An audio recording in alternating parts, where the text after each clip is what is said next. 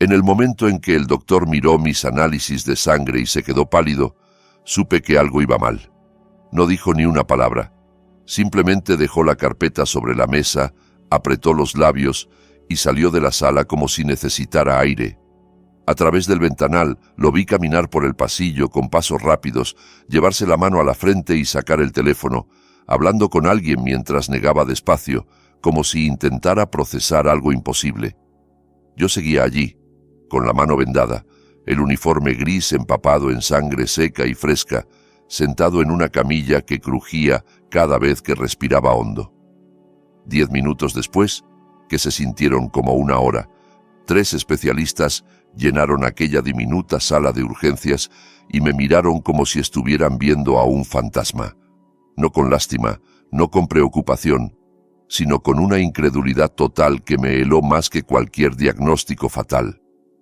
Me llamo Nicolás Reyes, tengo 38 años, y 3 meses antes de esa noche limpiaba baños y trapeaba pasillos por el salario mínimo en ese mismo hospital. Era invisible, era nadie. Era el hombre al que su esposa infiel y el millonario de su amante le habían destruido todo lo que tardó 15 años en construir. Antes de caer tan bajo, había sido ingeniero estructural senior. Ganaba $218,000 al año y vivía convencido de que lo tenía todo más o menos bajo control. Diseñaba edificios pensados para durar un siglo. Hospitales, campus universitarios, centros médicos. Me fascinaba imaginar personas caminando por pasillos que yo había calculado hasta el último tornillo. Niños corriendo por escaleras que yo había dimensionado, vidas enteras desarrollándose en espacios que existían porque alguien, años atrás, se rompió la cabeza con números y planos. Tenía una casa en las afueras, un coche decente, un buen plan de jubilación y un futuro que parecía estable y seguro. Creía estar viviendo el sueño. Trabajo respetado, facturas pagadas, un matrimonio que pensaba sólido. Hasta que mi esposa, Jimena, decidió que yo no era lo bastante ambicioso para sus estándares.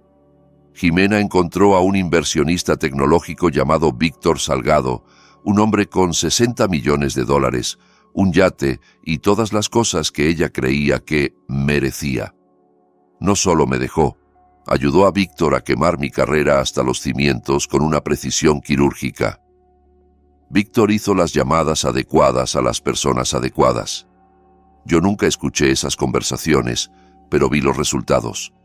Me despidieron sin causa, me vetaron de todas las firmas de ingeniería de la región, y de la noche a la mañana pasé de ser pieza clave a ser un nombre que nadie quería incluir en su plantilla.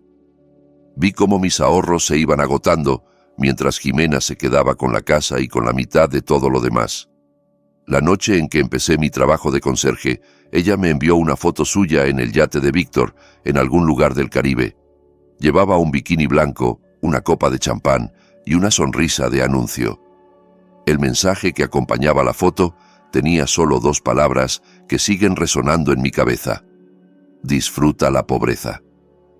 3 meses después, allí estaba yo, el tipo que fregaba inodoros para vivir, sentado en una camilla con 16 puntos en la mano por culpa de un foco roto que me abrió la piel. Tenía la sangre empapando el uniforme gris y la muñeca palpitando al ritmo de un tambor de guerra.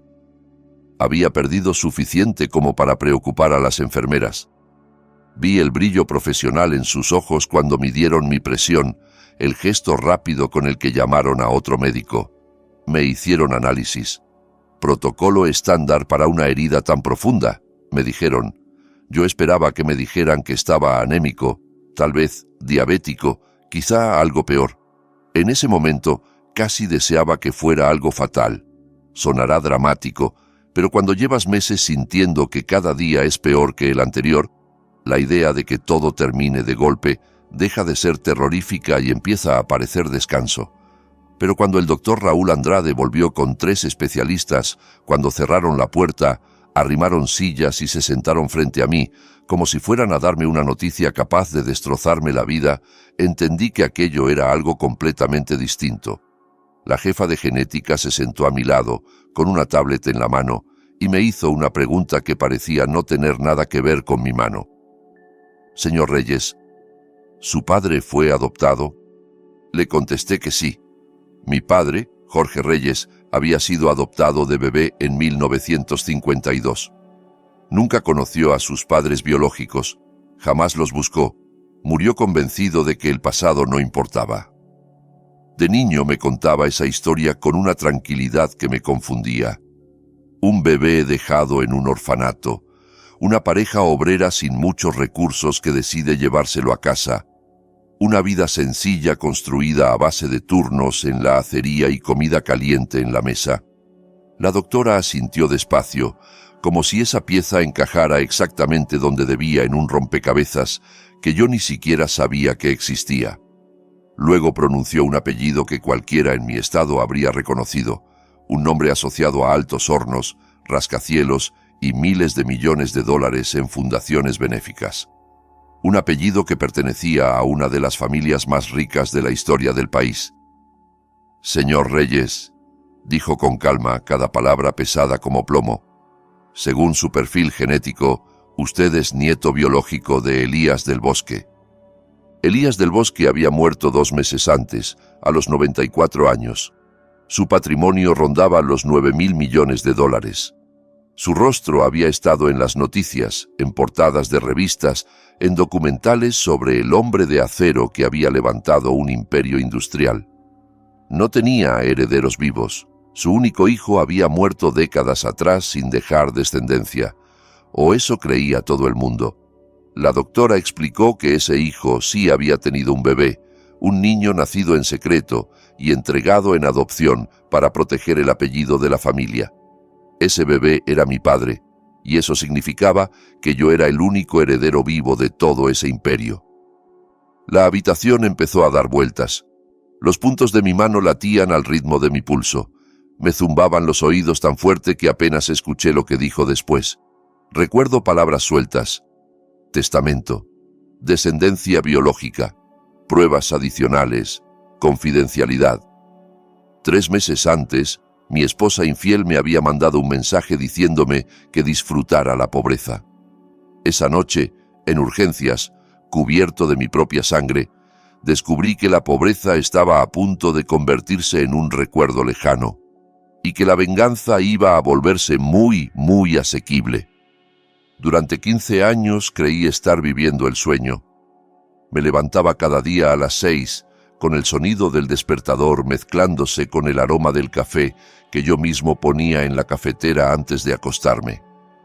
Besaba la frente de mi esposa, que casi siempre dormía de lado, mirando hacia la pared, y manejaba 45 minutos hasta el centro de la ciudad, donde trabajaba como ingeniero estructural senior en Baena & Asociados, una de las firmas de ingeniería más grandes de la costa este. Diseñábamos hospitales, edificios universitarios, sedes corporativas, estructuras hechas para sobrevivir a todos los que las construíamos. Nada de eso era glamuroso para el público general, pero para mí era un orgullo inexplicable. Ver un edificio terminado y saber que si soportaba tormentas, vientos y décadas de uso, era en parte porque yo había hecho bien mi trabajo. Estaba orgulloso de esa carrera peleada con uñas y dientes. Crecí en un barrio obrero, hijo de un trabajador del acero y de una enfermera que se pasaba noches enteras en urgencias. El camino hasta aquella oficina de esquina no fue un paseo, fueron préstamos estudiantiles, años trabajando y estudiando al mismo tiempo, noches sin dormir, revisando cálculos mientras Jimena dormía a mi lado con un libro de negocios sobre el pecho. Mi salario había ido subiendo hasta llegar a esos $218,000 al año. Tenía una oficina con cristal de suelo a techo y vistas al skyline, un equipo de ingenieros jóvenes que me respetaban, y evaluaciones de desempeño llenas de palabras como excepcional, fiable e imprescindible. De vez en cuando me sorprendía a mí mismo mirando mi reflejo en esa ventana y pensando, «Lo lograste, Nico. Valió la pena». Conocí a Jimena en nuestro penúltimo año en la Universidad Estatal de Pensilvania. Ella estudiaba negocios y yo estaba enterrado en planos y cálculos de ingeniería. Coincidimos en un curso optativo de estadística avanzada y al principio la veía solo como la chica segura de sí misma que siempre levantaba la mano y discutía con el profesor. Era guapa, ambiciosa y ferozmente competitiva. Tenía una energía que hacía creer que todo era posible. Entraba a un salón y parecía que las luces subían un poco. La primera vez que hablamos fue porque me pidió mis apuntes, según ella, porque tú eres el único que entiende este infierno de fórmulas. Me reí, se rió, y esa conversación de pasillo terminó en un café, luego en varios, luego en estudiar juntos hasta tarde. Jimena tenía una visión muy clara de lo que quería: dinero, libertad, viajes, contactos. No tenía reparos en admitirlo. No pienso pasar la vida contando centavos, me dijo una noche mientras comíamos pizza barata en mi dormitorio. Para eso mis padres ya se sacrificaron lo suficiente. Yo la escuchaba fascinado. Cuando me miraba y me decía que yo iba a ser alguien importante, me lo creía. Quería ser el hombre que ella veía en mí. Nos casamos 2 años después de graduarnos, con una ceremonia sencilla, una recepción modesta y solo familia y amigos cercanos. Mi madre, Dolores, lloró todo el tiempo. Mi padre, Jorge, me dio la mano con fuerza y me dijo que estaba orgulloso del hombre en que me había convertido. Esa fue la última vez que recuerdo haberme sentido completamente en paz con mi vida, sin sombras al horizonte. Mi padre murió cuando yo tenía 26 años, un infarto, sin aviso. Tenía 61 y había trabajado en una acería desde los 18. Sus manos estaban llenas de callos y marcas de toda una vida de trabajo duro, pero nunca se quejaba. Solía decir que el trabajo honesto era recompensa en sí mismo, que el carácter de un hombre se forjaba en lo que soporta sin recibir aplausos. Recuerdo haberlo visitado en la acería cuando era niño. El calor sofocante, el ruido ensordecedor, las chispas anaranjadas saltando como luciérnagas peligrosas. Él caminaba por allí con casco y gafas, saludando a todos por su nombre. Nunca supe cuánto agotamiento escondía detrás de su sonrisa al llegar a casa. Jorge Reyes había sido adoptado de bebé. Nunca supo quiénes eran sus padres biológicos y jamás los buscó. Una vez, cuando tenía unos 15 años, reuní el valor para preguntarle si nunca había tenido curiosidad. Estábamos en el porche, una tarde de verano, y él arreglaba una vieja silla de madera. Se detuvo, apoyó la lija en el muslo y me miró con calma. «La familia verdadera es la que te cría, Nico», dijo. «La que está cuando estás enfermo, cuando no tienes un centavo, cuando metes la pata. El resto es biología, y la biología, hijo, no te abraza por las noches». Yo acepté esa respuesta y nunca insistí. Ahora desearía haber hecho más preguntas, haber escarbado en ese pasado que él se empeñaba en dejar enterrado. Después de la muerte de mi padre, mi madre se convirtió en el centro de mi vida familiar. Había trabajado 30 años como enfermera en el Hospital General de Filadelfia antes de jubilarse. Era una mujer pequeña, de pelo plateado y ojos bondadosos que veían a través de cualquier mentira que intentara decir. Tenía esa mezcla de ternura y dureza práctica que uno solo aprende en hospitales. Sabía consolar y sabía decir la verdad sin adornos. Nunca confió del todo en Jimena. Hacía comentarios que parecían inocentes, pero iban cargados de filo. «Esa chica ama más tu potencial que a ti, Nico», me dijo una vez, después de una cena en la que Jimena no habló de otra cosa que no fuera dinero, ascensos y contactos. Y los potenciales, cuando dejan de subir, se reemplazan. Yo lo tomé como típico conflicto de suegra. «Ninguna madre cree que alguien sea suficientemente bueno para su hijo», me repetía. Estaba seguro de que con el tiempo se llevarían mejor. Nunca ocurrió. Tenía un hermano menor, Diego, que vivía en Chicago con su esposa Tania y sus 2 hijos. Hablábamos por teléfono cada pocas semanas, nos mandábamos mensajes sobre partidos de fútbol y chismes familiares, pero nunca fuimos especialmente cercanos. Él tenía su vida y yo la mía. Mi mundo giraba en torno a 2 cosas, mi carrera y mi matrimonio. Lo entregaba todo en ambas. Trabajaba noches y fines de semana para cumplir plazos, corregir errores, supervisar obras. Llevaba a Jimena de vacaciones a los lugares que ella quería, aunque a mí me bastara con una cabaña tranquila.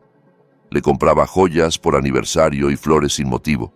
Creía que estaba construyendo algo para siempre. Pensaba que si trabajaba lo suficiente y la amaba con la misma intensidad con la que mis padres se amaron, envejeceríamos juntos como ellos. Las primeras grietas aparecieron unos 2 años antes de que todo se viniera abajo. Jimena pasó de los inmuebles comerciales a las propiedades de lujo. Empezó a asistir a eventos de networking con clientes ricos, a mostrar áticos que costaban más de lo que yo ganaría en una década. Volvía cada vez más tarde. Al principio traía historias divertidas. Hoy un cliente llegó en helicóptero. Hoy cerré una venta de 7 cifras. Luego las historias dejaron de ser sobre el trabajo y se convirtieron en comparaciones constantes. ¿Sabes cuánto gana un tipo que solo se dedica a comprar edificios y revenderlos?, me preguntó una noche, mientras yo revisaba planos en la mesa del comedor. Multiplica tu sueldo por 4. Eso, sin tener que estar pendiente de códigos de construcción ni de juntas de vecinos. Yo sonreía, hacía algún comentario tímido, intentaba alegrarme por ella, pero por dentro empezaba a sentir una incomodidad que no sabía nombrar. Hablaba sin parar de dinero, de gente que tenía más que nosotros, del estilo de vida que merecía. Empezó a criticar mi ropa, mi coche, incluso la zona donde vivíamos, como si de repente todo lo que antes le había parecido suficiente se hubiera vuelto mediocre. Yo veía los cambios, pero me convencí de que eran fases normales, ambición profesional, crecimiento, nada de qué preocuparse. La confiaba al 100%, nunca me había dado motivos para sospechar de su fidelidad. Creía en nuestro matrimonio igual que creía en los edificios que diseñaba, sólidos, permanentes, hechos para durar. Me equivoqué en todo. La noche en que descubrí la verdad, llegué temprano a casa desde el trabajo con una migraña brutal. Había discusión con un contratista, retrasos en una obra, un problema con el presupuesto, y mi cabeza latía como si tuviera un martillo dentro. La casa estaba silenciosa, demasiado silenciosa. Su coche estaba en el garaje, pero no respondió cuando la llamé. Dejé la chaqueta en el perchero, me aflojé la corbata y subí para tomarme una pastilla y acostarme en la oscuridad. Entonces oí su voz en el dormitorio. Se reía. Esa risa suave y coqueta que no escuchaba dirigida a mí desde hacía años. Me quedé frente a la puerta entreabierta, el corazón golpeándome en las costillas. No tiene ni idea, decía. Está tan obsesionado con sus planitos y sus proyectos de ingeniería que no ve nada. Podría hacer la maleta e irme mañana mismo, y probablemente no se daría cuenta hasta que se le enfriara la cena. Sentí que el pecho se me cerraba. Empujé la puerta despacio, como si el simple hecho de hacerlo pudiera cambiar lo que ya había oído. Estaba tumbada sobre la cama con una bata de seda, el móvil pegado a la oreja y una sonrisa por algo que le habían dicho. Tenía las piernas cruzadas, el esmalte de las uñas impecable, el cabello recogido en un moño descuidado que le daba un aire juvenil. Cuando me vio ahí parado, se le fue el color de la cara durante exactamente 2 segundos. 2 segundos en los que creí ver a la mujer que conocí en la universidad, asustada, sorprendida, culpable. Luego se recompuso, apretó los labios y le dijo a quien fuera que la llamaba que hablarían después. Colgó con una tranquilidad que me revolvió el estómago. ¿Cuánto tiempo llevas ahí?, preguntó, como si eso fuera lo importante. Lo suficiente, respondí. Mi voz sonó más fría de lo que me sentía. No se disculpó, no buscó excusas, solo suspiró como si yo fuera una molestia que llevaba demasiado tiempo tolerando.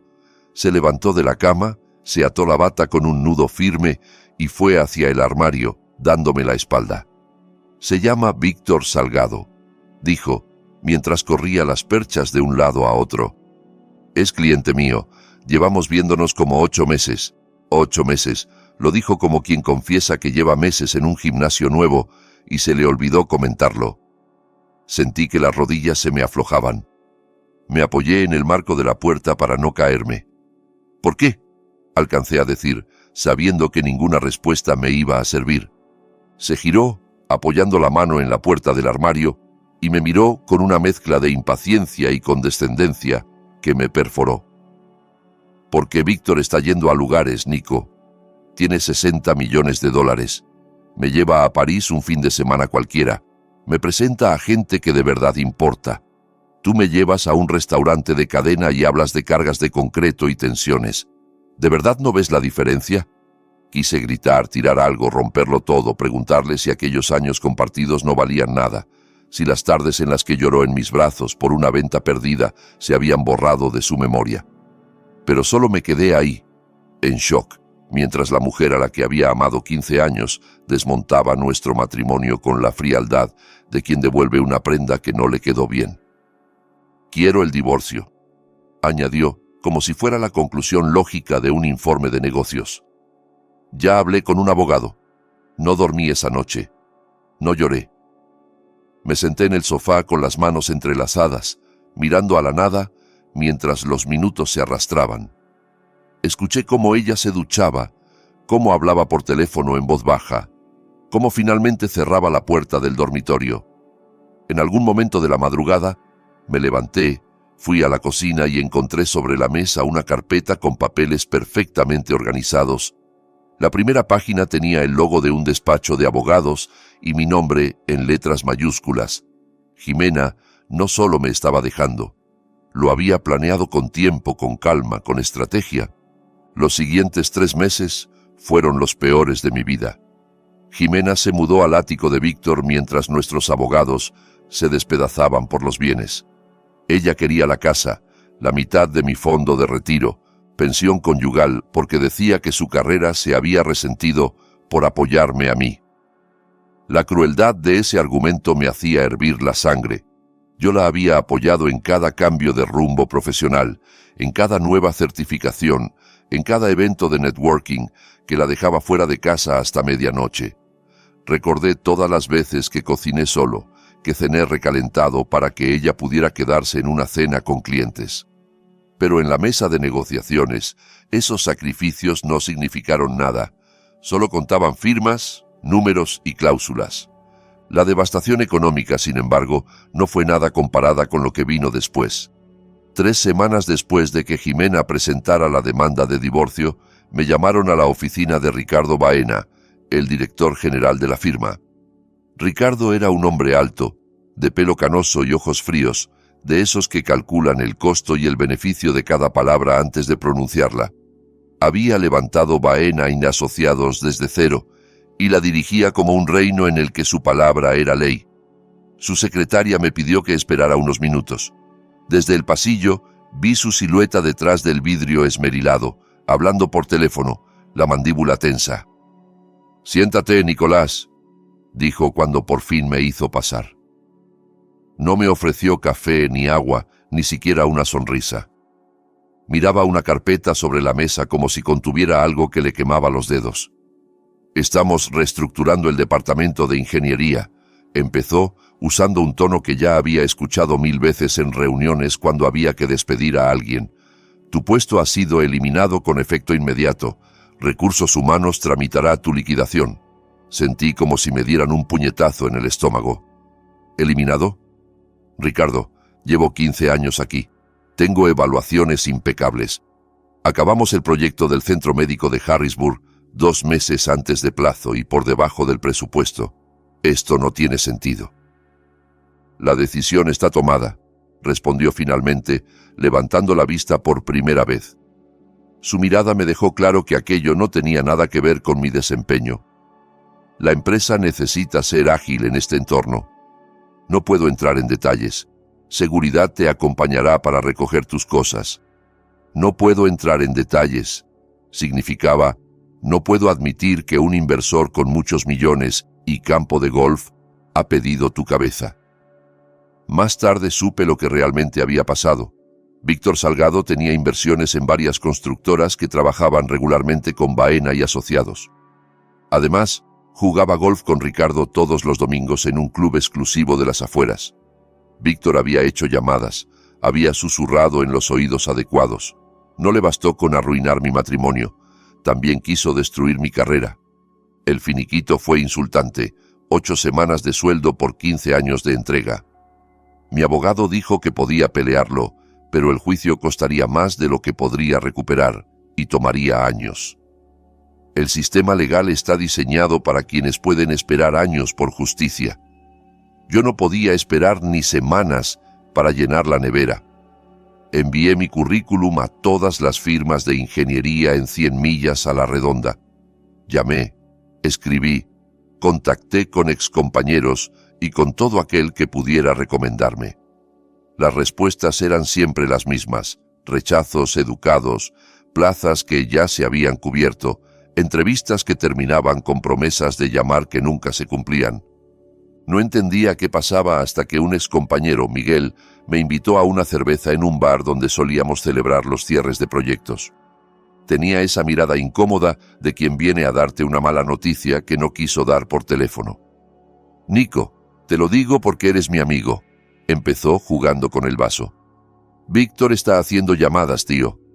Anda diciendo que eres conflictivo, que eres poco fiable, que te echaron por rendimiento y por problemas de carácter. Nadie quiere tocarte. Estás marcado». La palabra marcado me atravesó. No era solo estar desempleado, era estar vetado, borrado de la industria a la que le había entregado toda mi vida adulta, y no podía hacer nada. Nadie quiere enfrentarse a un hombre con millones, conexiones políticas y campos de golf compartidos. En 6 meses pasé de tener una oficina en esquina a un estudio minúsculo en uno de los barrios más duros de Filadelfia. El lugar tenía unos 40 metros cuadrados, manchas de humedad en el techo, rejas en las ventanas y una cocina que parecía más un rincón con fregadero. Podía oír las peleas de mis vecinos a través de paredes tan delgadas que parecían de cartón. Por la noche, las sirenas no paraban y aprendí a dormir con la almohada sobre la cabeza para intentar ahogar los gritos. Mis ahorros se evaporaron más rápido de lo que imaginé. Renta, comida, servicios, coche, seguro. Las cuentas nunca cuadraban, por mucho que repitiera los números una y otra vez con una calculadora en la mano. Vendí mi reloj, mis palos de golf, mi colección de herramientas, cualquier cosa que no fuera esencial para sobrevivir. Ni así era suficiente. Mi madre me llamaba todos los días. Había pasado de preguntarme cómo estaba a exigirme respuestas. Escuchaba el cansancio y la preocupación en su voz. «Nico, vente conmigo», repetía. «Aquí hay espacio. No quiero imaginarte solo ahí». Me rogaba que me mudara con ella, pero yo no podía. Tenía 72 años. Vivía de una pensión modesta y de la seguridad social. Su casa era pequeña y su salud ya no era la misma. Los años de trabajo en el hospital le habían pasado factura a su espalda y a sus rodillas. Me negaba a hacer otra carga sobre sus hombros. «Estoy bien, mamá», le repetía siempre, mintiendo con descaro. «Solo necesito volver a ponerme en pie. No estaba bien, me estaba ahogando. El único trabajo que encontré fue el turno nocturno de conserje en el Hospital General de Filadelfia, el mismo hospital en el que mi madre había trabajado 30 años como enfermera respetada. Salario mínimo, $11.50 la hora por trapear pisos, limpiar baños, vaciar botes de basura y fregar cosas que daban náuseas. La ironía no se me escapaba. La primera noche, mientras el supervisor me enseñaba qué productos usar en qué superficie, pasamos por una pared llena de placas conmemorativas. Una de ellas tenía el apellido Del Bosque en letras doradas, pero entonces no significó nada para mí. Solo era otro nombre rico en una pared de gente rica. Trabajaba de 10 de la noche a 6 de la mañana. El hospital nunca dormía, pero la noche tenía otro ritmo. Más silencioso, más solitario, más honesto. Recorría los pasillos mientras médicos y enfermeras pasaban corriendo de un lado a otro, con miradas concentradas que no se desviaban hacia el tipo del carrito de limpieza. Yo era invisible. Solo otro hombre con uniforme gris y un gafete que nadie se molestaba en leer. La vergüenza era aplastante. Había pasado toda mi vida adulta construyendo algo que me enorgullecía. Había diseñado estructuras que durarían generaciones. Ahora fregaba baños y recogía basura por menos de lo que antes gastaba en una sola cena con Jimena. La noche que me mandó aquel mensaje, estaba de rodillas limpiando un derrame pegajoso en la sala de espera de urgencias. Un niño había vomitado en el suelo y su madre me pedía perdón una y otra vez. «No se preocupe», le dije con una sonrisa automática. «Para eso estoy». Mientras tallaba el piso con el cepillo, sentí el teléfono vibrar en el bolsillo. Lo saqué y vi su nombre en la pantalla. Jimena. Contra todo sentido común, abrí el mensaje. Pensé que tal vez tendría que ver con algún trámite pendiente del divorcio, con algún documento que firmar. Pero no. Era la foto de Jimena y Víctor en un yate, con agua azul cristalina de fondo. Ella, en bikini blanco y gafas enormes, apoyada en él con una copa de champán. Él, con camisa abierta y sonrisa de ganador. Parecían la publicidad de una vida que yo jamás tendría. Debajo, la frase, «Disfruta la pobreza. Te faltó ambición». Me quedé mirando aquel mensaje un buen rato, con el cepillo inmóvil en la mano y el olor a desinfectante subiendo por mi nariz. Sentí una punzada en el pecho, como si alguien me hubiera clavado una aguja desde dentro. Algo dentro de mí se resquebrajó. No se rompió, se resquebrajó. Hay diferencia. Romperse es rendirse. Resquebrajarse es el aviso de que algo está a punto de cambiar. No respondí. Escribí varias cosas y las borré. Insultos, verdades, sarcasmos. Al final, bloqueé la pantalla y guardé el móvil. Terminé de limpiar el piso y seguí trabajando, porque era lo único que podía controlar. Presentarme, hacer el trabajo, sobrevivir un día más. 3 meses pasaron en una nube de agotamiento y rutina. Adelgacé 9 kilos porque no podía permitirme comer bien. Mis pantalones me quedaban flojos y me abrochaba el cinturón en un agujero que nunca había usado. Dejé de llamar a mis amigos porque no tenía nada que decir más allá de desgracias. Vivía en una niebla de desesperación que se hacía más densa cada día. La noche en que todo cambió empezó como cualquier otro turno. El supervisor me pidió que reemplazara un foco fundido en un cuarto de suministros cerca de urgencias. Era una tarea sencilla, algo que había hecho cientos de veces en casa sin pensarlo. Subí a la pequeña escalera de aluminio, giré la bombilla vieja y noté que estaba atorada. Forcé un poco más. El vidrio estalló en mi mano con un chasquido seco. Sentí cómo los fragmentos se hundían en la palma y la muñeca. El dolor fue instantáneo e intenso, caliente, eléctrico. La sangre brotó de inmediato, resbalando entre mis dedos, cayendo en gotas gruesas sobre el piso blanco. Retrocedí tambaleando. La escalera se movió y tiré una estantería de suministros. El ruido metálico hizo eco por el pasillo. Una enfermera corrió hasta allí, alarmada.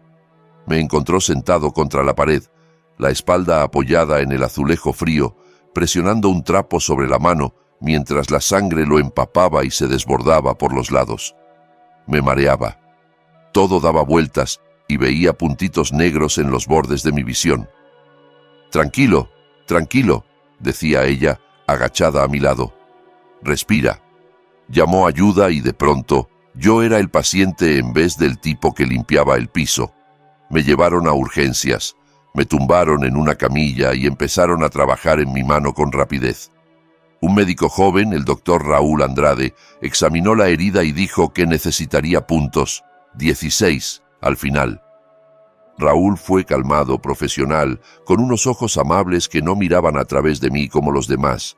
Me habló por mi nombre, no por mi número de empleado. «Has perdido bastante sangre», dijo mientras cosía con una destreza casi mecánica. «Vamos a pedir unos análisis para asegurarnos de que todo está bien. Es protocolo con una herida así, sobre todo por el material del vidrio y el riesgo de infección». Asentí y lo dejé hacer su trabajo. Pensé que mirarían mis niveles de hierro, tal vez alguna infección, cosas rutinarias. No tenía ni idea de que un simple análisis iba a destapar un secreto enterrado casi 40 años. Cuando terminó, me dijo que descansara mientras esperaban los resultados. Me quedé tumbado con el uniforme manchado de sangre, mirando al techo fluorescente y contando las manchas de humedad que formaban dibujos extraños. Pensé en mi padre, en aquello de que los tiempos duros forman el carácter, en las veces que lo vi llegar a casa con la espalda destrozada y aún así bromear conmigo. Me pregunté qué pensaría si pudiera verme así, derrotado, humillado, trabajando un trabajo que no requería ni la mitad del esfuerzo que yo había invertido en formarme, pero que me pesaba como una cadena en el alma.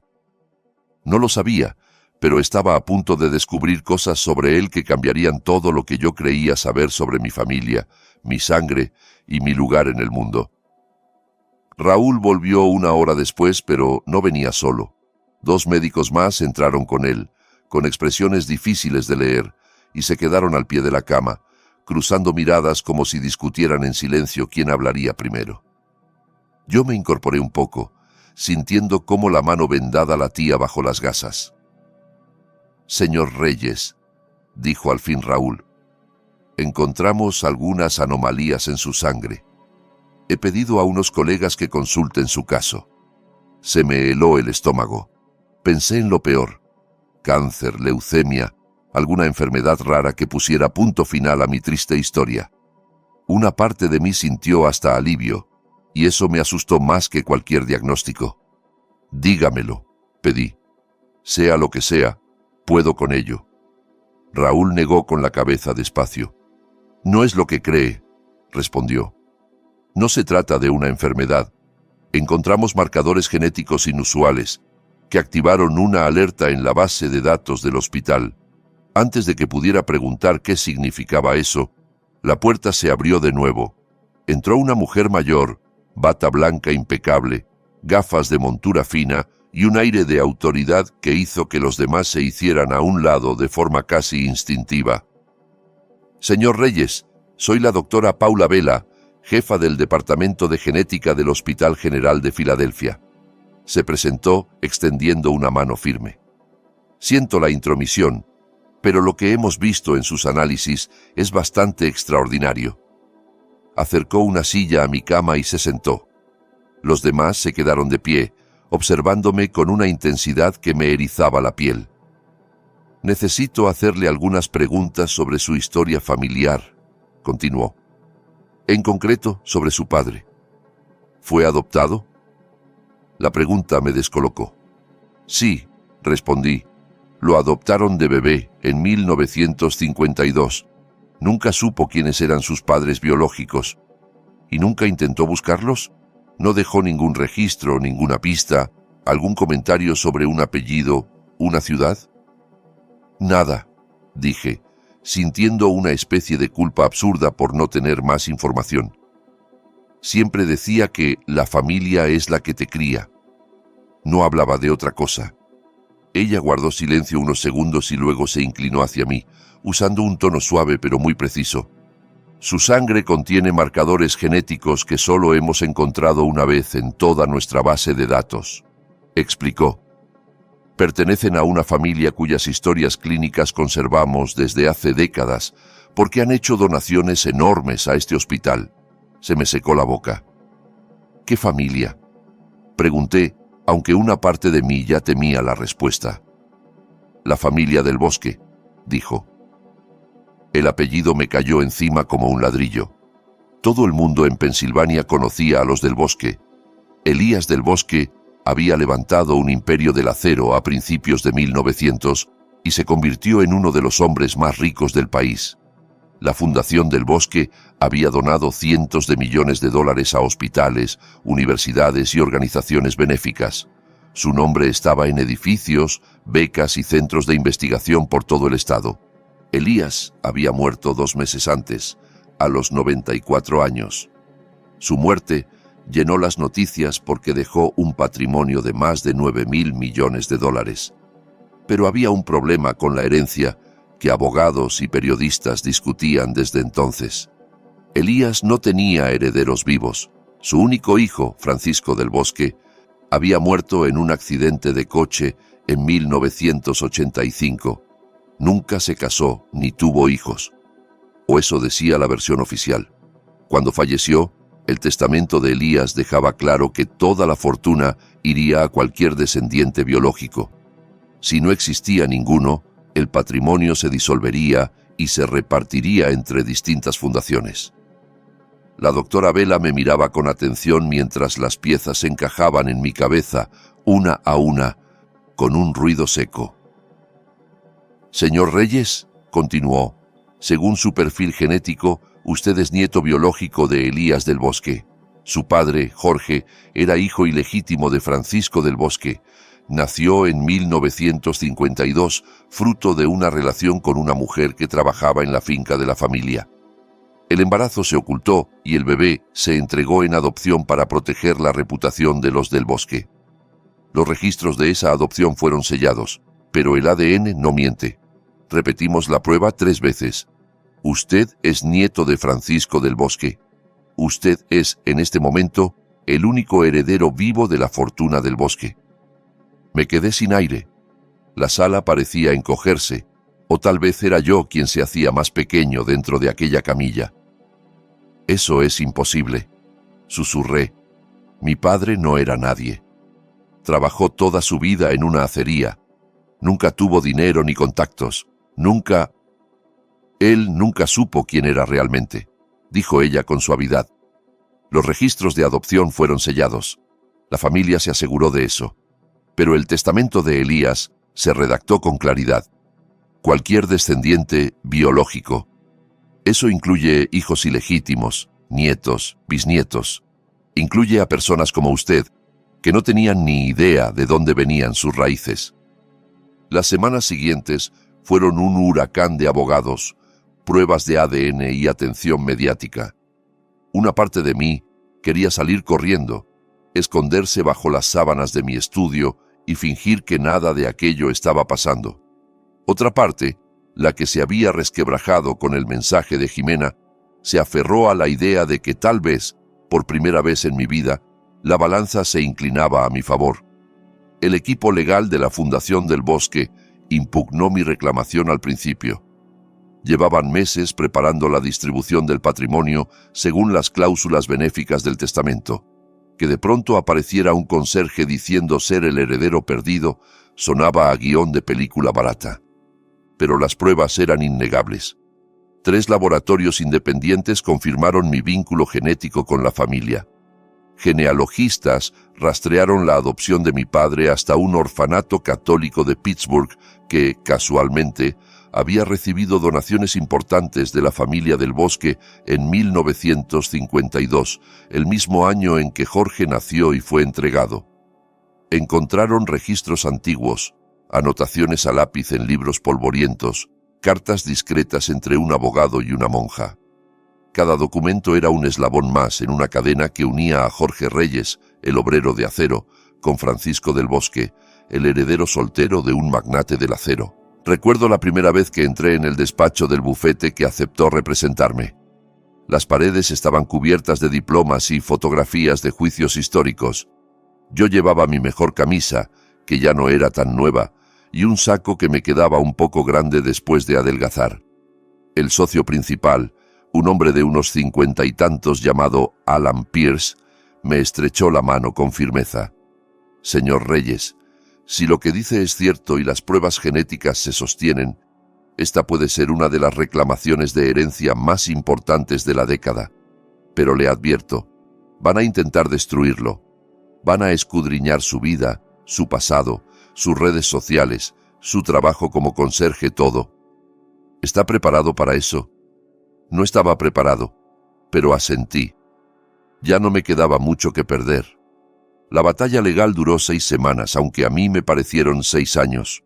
Hubo audiencias preliminares, declaraciones juradas, entrevistas con periodistas que yo rechazaba una y otra vez. Las noticias hablaron de «el conserje heredero», como si ese título resumiera toda mi existencia. Mi nombre salió en programas de televisión, en artículos de opinión donde algunos decían que era una prueba de que el sistema funcionaba y otros que era una vergüenza que la fortuna no fuera directamente a obras benéficas. Yo seguía yendo al hospital a limpiar pisos mientras un juez en Pittsburgh decidía si mi ADN valía $9.400 millones o nada. Al final, los tribunales fallaron a mi favor. Recuerdo la sala de conferencias de Pittsburgh, donde firmé los papeles. Era una tarde fría de jueves. Afuera, la nieve empezaba a caer en copos tímidos contra el cristal. La mesa de madera pulida estaba cubierta de documentos, carpetas y bolígrafos caros. Alan me leyó las últimas páginas, me señaló dónde firmar y dónde poner mis iniciales. Cada trazo de mi firma era un terremoto silencioso en mi interior. Cuando terminé, el representante de la Fundación del Bosque me estrechó la mano con gesto tenso. El señor del bosque habría querido que su sangre continuara su legado, murmuró, como si quisiera convencerse a sí mismo. Salí del edificio y el aire helado me golpeó la cara, recordándome que, por muy grande que fuera la cifra en esos papeles, seguía siendo un hombre con frío, con dudas, con cicatrices. El teléfono vibró en mi bolsillo. Era un mensaje de un número desconocido. Nico, vi las noticias. Felicidades. Siempre creí en ti. Deberíamos hablar. Te extraño. Jimena. Leí esas palabras y no sentí nada. Ni rabia, ni satisfacción, solo un vacío donde antes había amor. Era como si la persona que había amado se hubiera borrado años atrás y solo quedara una sombra interesada. Bloqueé ese número sin contestar y guardé el teléfono. Pero no había terminado. 7 meses antes, Jimena me había escrito: «Disfruta la pobreza». Ahora era mi turno de enviar un mensaje, aunque no con palabras, sino con acciones. Lo primero que hice con mis nuevos recursos fue contratar un equipo de investigadores y abogados. No para proteger mi riqueza, eso venía incluido, sino para desmantelar a quienes habían intentado destruirme. El imperio de Víctor Salgado estaba construido sobre acuerdos dudosos y movimientos que rozaban y a veces cruzaban la ilegalidad. Siempre lo había sabido la gente del sector. Se comentaba en cenas, en conferencias, en pasillos, pero nadie tenía el dinero ni el interés suficientes como para seguir el rastro. Mi equipo tardó 3 semanas en juntar pruebas suficientes para enviarlas a la Comisión de Valores. Uso de información privilegiada, manipulación del mercado, esquemas fraudulentos de inversión, empresas pantalla en paraísos fiscales. Recuerdo una reunión en la que uno de los investigadores, una mujer de voz tranquila llamada Marlene, me mostró un diagrama en la pantalla. «Aquí», dijo, señalando una maraña de flechas, «es donde su exesposa aparece como beneficiaria de una de las sociedades. No es delito por sí mismo, pero no le quedará bonito cuando el resto salga a la luz». El hombre que había susurrado en los oídos adecuados para vetarme había dejado un rastro de delitos que nadie se había molestado en seguir hasta entonces. También adquirí participaciones de control en 3 constructoras que trabajaban regularmente con Baena e asociados. No necesitaba hacerlo para ganar dinero. Lo hacía porque representaban una pieza clave en la red que había permitido mi despido. El proceso fue frío, simple, casi aburrido. Reuniones con bancos, ofertas que no podían rechazar, compras discretas a través de sociedades.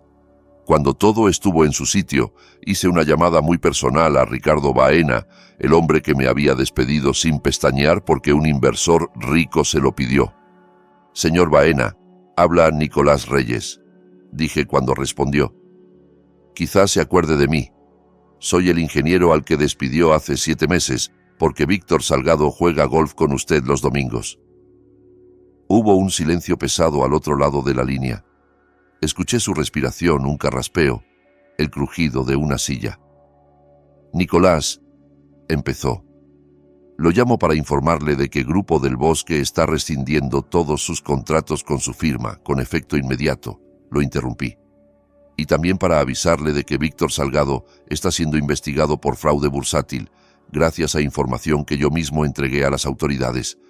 Pensé que preferiría oírlo de mí antes de verlo en las noticias». Balbuceó algo sobre malentendidos y decisiones difíciles, sobre cómo él no sabía, sobre cómo no era personal. No lo dejé terminar. «Adiós, Ricardo. Ojalá caiga usted mejor que yo», dije, y colgué. El fondo de inversión de Víctor se derrumbó en 4 meses. Los inversores lo demandaron. Llegaron los cargos federales. Sus 60 millones se evaporaron en abogados, acuerdos, multas. Vi su rostro en las noticias, ya sin la sonrisa segura, con los ojos hundidos, entrando a un tribunal con el traje arrugado. El hombre que me robó a mi esposa y hundió mi carrera se quedó con nada más que deudas y vergüenza. Jimena se casó con él 2 meses después de finalizar nuestro divorcio. Creía haber hecho un upgrade definitivo, una jugada maestra, cambiar a un ingeniero aburrido por un magnate brillante. Pero cuando el imperio de Víctor se vino abajo, ella se encontró atada a un barco que se hundía. Presentó demanda de divorcio 8 meses después. Supe que volvió a vivir con su hermana en Ohio gracias a un mensaje de Diego que decía: «Mira quién ha caído del pedestal». Me mandó una noticia local donde hablaban de la exesposa de un inversor caído en desgracia buscando trabajo en bienes raíces otra vez. Nunca volví a hablar con ella. Más de una vez pensé en contactarla, no para reconciliarnos, sino para decir algo, lo que fuera. Una frase cortante, una broma cruel, un ¿disfrutas la pobreza? Pero cada vez que lo consideraba, me daba cuenta de que mi silencio era el mensaje más poderoso que podía enviar. Ella pasaría el resto de su vida sabiendo que el hombre al que descartó como un fracasado se convirtió en uno de los más ricos del país. Y esa idea la acompañaría mucho más que cualquier frase ingeniosa que pudiera escribirle. La venganza, descubrí, no siempre es gritar más fuerte. A veces es simplemente seguir adelante y dejar que los hechos hablen por ti. El dinero cambió mis circunstancias, pero me prometí que no cambiaría quién era. No compré una mansión obscena, ni una flota de coches deportivos, ni las ridiculeces que la gente espera de un multimillonario. Compré una casa modesta de 4 habitaciones en un barrio tranquilo a las afueras de la ciudad.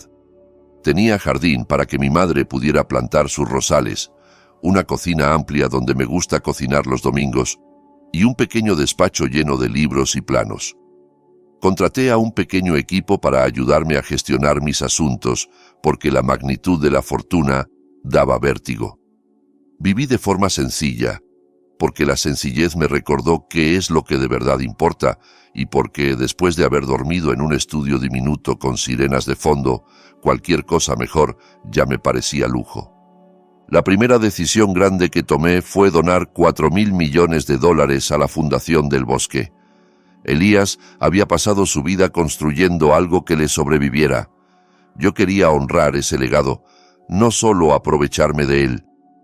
La fundación amplió su trabajo en educación, salud y lucha contra la pobreza.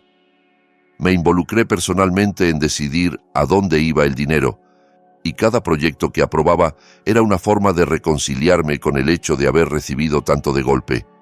Visitaba escuelas en barrios como en el que crecí, clínicas rurales, refugios. Sabía lo que era preguntarse cómo pagar el próximo mes de renta, y no quería que mi historia se quedara solo en un golpe de suerte. Mi madre, Dolores, se mudó a una casita preciosa en una zona llamada Valle Verde, con el jardín con el que siempre soñó. Tenía un porche amplio, un árbol perfecto para colgar una hamaca y una cocina luminosa. Pagarla en efectivo fue uno de los actos más liberadores de mi vida. La visito todos los domingos a cenar. Cocina estofado, arroz con pollo, cosas sencillas que saben a hogar, y me cuenta historias de mi padre que nunca había escuchado. Cómo cantaba bajito cuando creía que nadie lo oía, cómo lloró cuando yo nací, cómo guardó durante años un recorte de periódico sobre mi primer edificio terminado. A veces llora cuando me mira, incapaz de creer lo lejos que hemos llegado desde aquellas noches en las que yo trapeaba pisos preguntándome si la vida valía la pena. Volví al Hospital General de Filadelfia la primavera pasada, no como paciente ni como conserje, sino como benefactor. No entré por la puerta de servicio, empujando un carrito de limpieza, sino por la entrada principal, donde antes solo pasaba para visitar a mi madre en su turno. Doné $50 millones para construir un nuevo ala dedicada a la formación de enfermería y al cuidado del paciente. Le pusieron el nombre de Centro de Excelencia en Enfermería Dolores Reyes. Cuando mi madre vio su nombre en ese edificio, con letras grandes sobre el cristal, se derrumbó llorando en mis brazos. Fue el momento más orgulloso de mi vida, mucho más que cualquier cifra en un estado de cuenta. El doctor Raúl Andrade sigue trabajando en el hospital. Ahora es jefe de urgencias, un ascenso financiado en parte gracias a mis donaciones, pero sobre todo gracias a su talento. A veces almorzamos juntos en la cafetería del hospital. Me confesó que aquella noche casi no pide los análisis extras de sangre. Tenía el formulario listo solo para lo básico. Me contó, removiendo el café. Pero algo me dijo. Pide el panel completo. No sé si fue la cantidad de sangre, tu edad, tu aspecto cansado. Algo. Pienso mucho en eso. Cómo una decisión aparentemente pequeña de un médico joven cambió el rumbo entero de mi existencia. La vida, a veces, gira sobre detalles que parecen insignificantes. Mi hermano Diego y yo somos ahora más cercanos que nunca. El dinero no arregla la distancia, pero ayuda a pagar vuelos. Sus hijos me llaman tío Nico y me ruegan que les cuente la historia de cómo pasé de limpiar baños a heredar miles de millones. Les cuento una versión suavizada, sin el dolor ni la traición.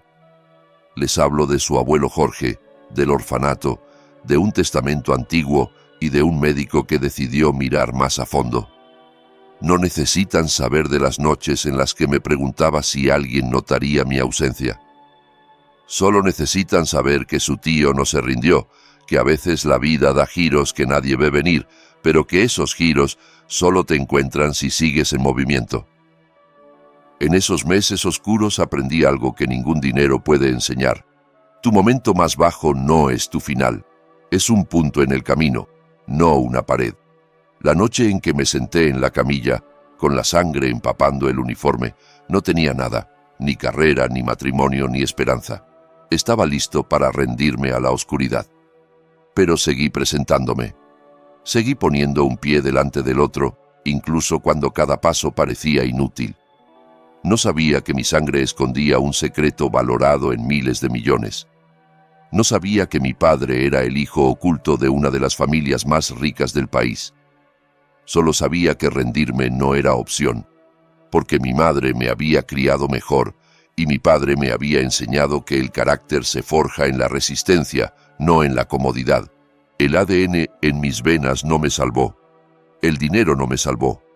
Lo que me salvó fue negarme a abandonar cuando todo invitaba a hacerlo. Presentarme cada noche a ese trabajo de conserje me salvó, porque significaba que todavía estaba en el juego. Sobrevivir cuando parecía imposible me salvó. Jimena dijo una vez que me faltaba ambición. Se equivocó. No era ambición para las cosas que ella valoraba, relojes, viajes, fotos en yates. Era ambición por algo mucho más importante, seguir siendo un buen hombre, incluso cuando el mundo me daba todas las razones para volverme amargo y roto. Mi padre Jorge nunca supo que era un del Bosque. Murió creyendo que era solo hijo de un obrero del acero, que llevó una vida sencilla, sin lujos, sin titulares. Pero me crió con valores que ningún testamento puede comprar. Me enseñó que el trabajo honesto tiene dignidad, aunque no tenga glamour. Me enseñó que la familia de verdad es la que está cuando caes, no la que se saca fotos contigo en un yate. Me enseñó que la sangre es pura biología, pero el carácter es una decisión diaria. Elías me dejó una fortuna. Jorge me dejó algo mucho más valioso, la brújula para no perderme dentro de esa fortuna. Me llamo Nicolás del Bosque Reyes. Soy multimillonario, ingeniero, hijo, hermano y un hombre que llegó a limpiar baños por $11.50 la hora. Soy el conserje heredero, el hijo de un obrero, el nieto oculto de un magnate. Soy todo eso porque cada experiencia, buena y mala, me moldeó en lo que necesitaba ser. Y soy la prueba viviente de que tu historia no termina hasta que tú decides que termina. Si esta historia te movió, si te recordó que tocar fondo no es el final, te voy a pedir algo ahora mismo. Dale like a este video y compártelo con esa persona que sabes que lo está pasando mal en silencio y necesita escuchar que su giro de suerte puede estar más cerca de lo que cree.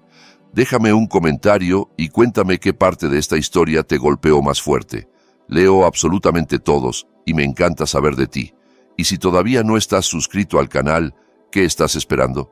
Haz clic en suscribirte y activa la campanita para no perderte ninguna de las historias que subimos cada semana. Historias reales que te van a inspirar, emocionarte y recordarte que a la gente común también le pasan cosas extraordinarias. Gracias por quedarte hasta el final. Significa más de lo que imaginas. Nos vemos en el próximo video.